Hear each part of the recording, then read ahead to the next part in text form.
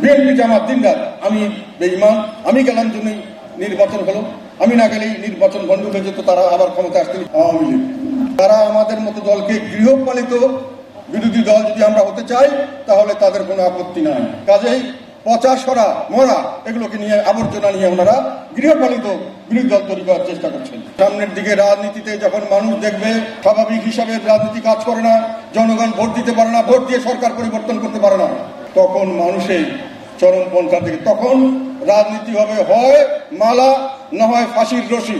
এই পরিস্থিতিতে সামনের দিকে কোন দল রাজনৈতিক দল হিসেবে টিকতে পারবে না।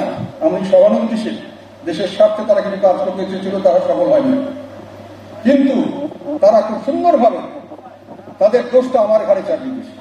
আমি এত বিশাল নেতা, আমি নির্বাচনে না গেলে নাকি দেশের ভবিষ্যৎই চেয়ে, আমি নিজেকে এত বড় নেতা মনে করি না।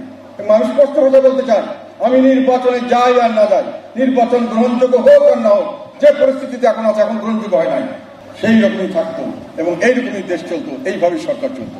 কাজেই আমাকে দোষ দিয়ে নিজের দোষ ঢাকার চেষ্টা করবেন না। বিএনপি জামাত দিনরাত আমি বেঈমান, আমি গেলাম জন্যই নির্বাচন হলো, আমি না গেলেই নির্বাচন বন্ধ হয়ে যেত, তারা আবার ক্ষমতা আসতে ইত্যাদি ইত্যাদি ইত্যাদি। এগুলো হলো নিজেদের দোষ থাকার জন্য আমার কাছে দোষ দেওয়া। যেটা বলেছিলাম সংসদে, আমি বলেছি যে নির্বাচন ভালো হয়নি। সংসদে আমি বলেছি এই পরিস্থিতিতে সামনের দিকে কোন দল রাজনৈতিক দল হিসেবে টিকতে পারবে না।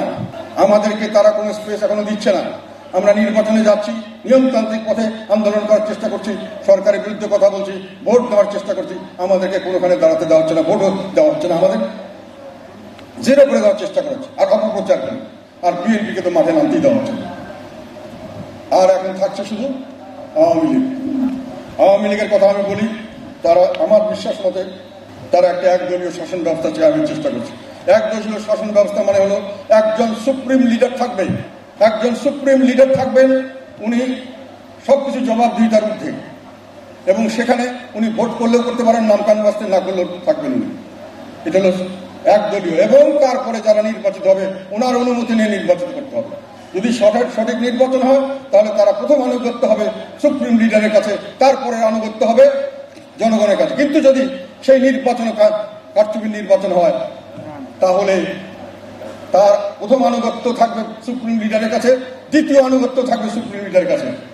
এই ধরনের একটি সিস্টেম তৈরি করার জন্য আওয়ামী লীগ কাজ করছে। তারা আমাদের মতো দলকে গৃহপালিত বিরোধী দল যদি আমরা হতে চাই তাহলে তাদের কোনো আপত্তি নাই। তাদের সাথে বিশ্বাস করি না, উনি গৃহপালিত হতে রাজি হবেন না। কাজেই পচা সরা মরা এগুলোকে নিয়ে আবর্জনা নিয়ে ওনারা গৃহপালিত বিরোধী দল তৈরি করার চেষ্টা করছেন, এবং সেখানে টবের মধ্যে গাছ, মাটির ভিতরে যার শিকড় নেই সেই সমস্ত দলকে ওনারা সামনে রাখবেন। কিন্তু একটা কথা আপনাদের বলতে চাই, যারা এইসব দলের দিকে ঝুঁকে যান তাদের পরিণতি কি হয়েছে এবার ইলেকশনে দেখেছেন। কিংস পার্টিগুলো কি হয়েছে, এগুলো তো কথা ছিল গৃহপালিত বিরোধী দল হবে, তাদের অবস্থান কি? 14 দলীয় জোটের কি অবস্থান? আর যারা মিত্র ছিলেন আওয়ামী লীগের গৃহপালিত মিত্র, সেই মিত্রদের কি অবস্থা হয়েছে? তারা হারিয়ে গেছে। কাজে সত্যিকার অর্থে জনগণের উপর ভরসা রেখে রাজনীতি করতে হবে, এবং সেই রাজনীতিতে সামনের দিকে যে কথাটা আমি বললাম, সংসদে বলেছি কোন রাজনৈতিক দল টিকবে না, এবং তার ফলে দেশে একটা চরমপন্থার আবির্ভাব হতে পারে। এবং সামনের দিকে রাজনীতিতে যখন মানুষ দেখবে স্বাভাবিক হিসাবে রাজনীতি কাজ করে না, জনগণ ভোট দিতে পারে না, ভোট দিয়ে সরকার পরিবর্তন করতে পারে না, তখন মানুষের চরমপন্থা থেকে তখন রাজনীতি হবে হয় মালা না হয় ফাঁসির রশি। এটা যারা গ্রহণ করতে পারবে তারাই রাজনীতি সাকসেসফুল হতে পারবে।